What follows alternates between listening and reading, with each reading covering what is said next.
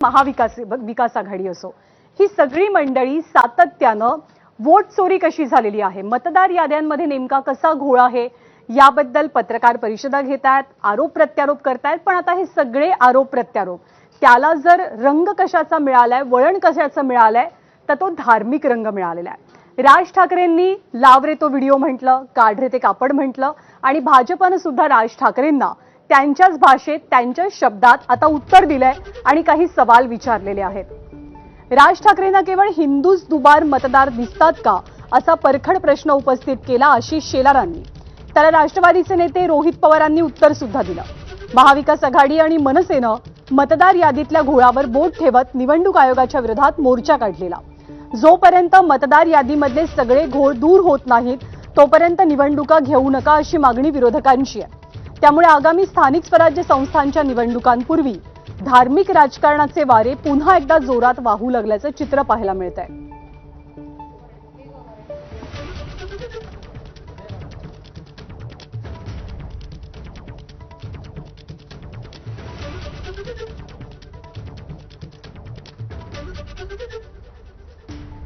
तर भाजपनं मतदार यादीतल्या सगळ्या घोळाबाबत महाविकास आघाडीनं जे सवाल उपस्थित केलेले त्याला आता उत्तर द्यायला सुरुवात केली आहे आणि भाजप पोहोचले विधानसभा निवडणुकांपर्यंत।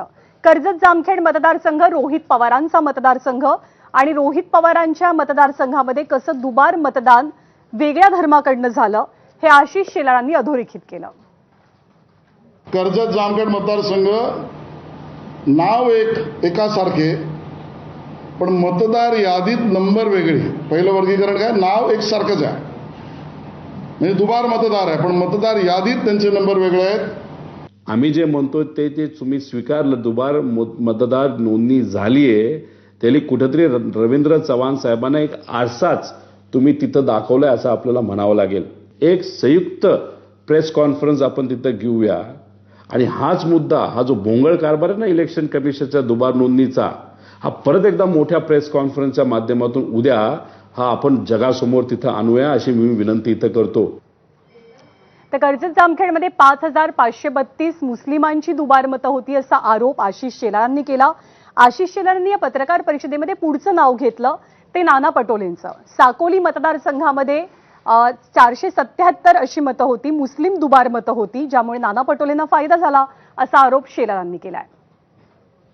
जो म्हणजे मतदार यादीत नाव एकसारखे व मतदार ओळख क्रमांक आणि पत्ता वेगळा। मतदारसंघ आहे साकोली विधानसभा।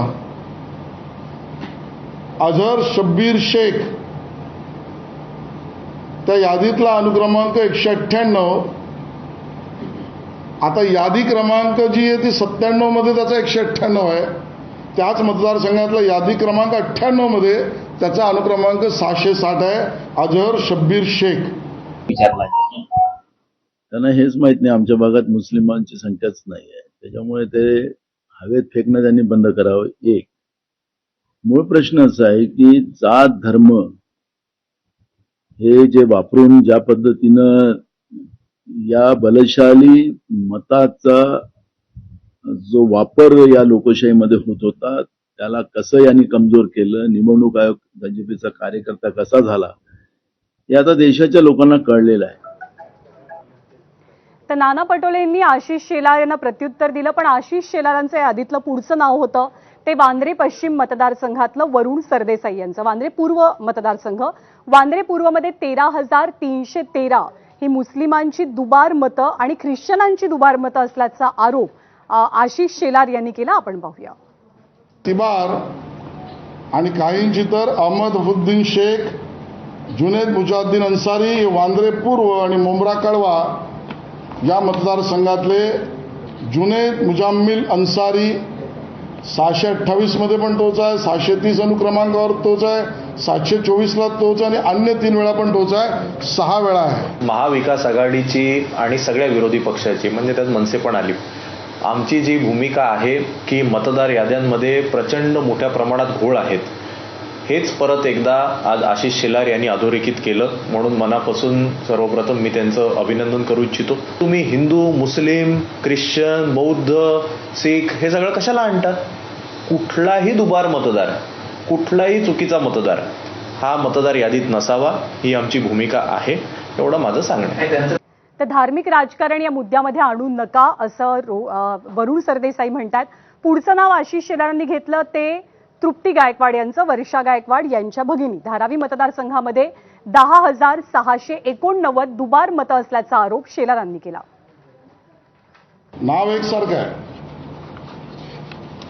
पण नावात आपण बदल बघितला. मतदारसंघ आहे कर्जत जामखेड विधानसभा मतदारसंघ. आता 742 मध्ये अनुक्रमांक 742 मध्ये नाव आहे शबनम शेख आणि 743 पुढच्याच त्याच आधीमधल्या अनुक्रमांकामध्ये नाव आहे शबनम सलीम शेख, पण वडिलांचं नाव दोन्हीकडे सलीम शेखच आहे. असं आहे की आशिष शेलारांचं धन्यवाद की त्यांनी एक्सेप्ट केलं की त्या ठिकाणी जे आहे दुबार वोट आहेत, वोटांमध्ये घोटाळा होतो. आता प्रत्येक गोष्टीला जातीय रंग दाखवण्याचा असला तरी त्यांना ती सवय आहे, पण शेवटी मान्य केलं त्यांनी की हे पण आहे तर ह्याच्यामध्ये पण घोटाळा होतो किंवा ही पण नावं त्या ठिकाणी दुबार आलेली आहेत. त्यांनी आपल्या पक्षाचे नेते देवेंद्र फडणवीस साहेब आणि देशाचे त्यांच्या पक्षाचे नेते नरेंद्र मोदी साहेबांना सुद्धा सांगावं की अशा तऱ्हेने मतदार याद्यामध्ये मोठे घोळ चाललेले आहेत. म्हणजे आज आपल्याला कळलं की राज्याच्या मुख्यमंत्र्यांना जे माहिती नाही ते आशिष शेलारांकडे माहिती आहे.